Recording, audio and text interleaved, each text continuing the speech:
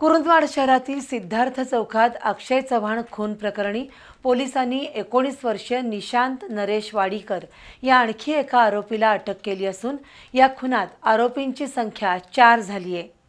चारही आरोपींना कुरुंदवाड न्यायालयात हजर केले असता 2 दिवसांची पोलीस कोठडी सुनावण्यात आली आहे। कुरुंदवाडमधील सिद्धार्थ चौकात अक्षय चव्हाण यांचा धारदार शस्त्रानं वार करून रविवारी रात्री खून करण्यात आला होता। यातील मुख्य आरोपी यश काळे यानं इतर 3 साथीदारांच्या मदतीनं चाकूनं भोसकून खून केला होता।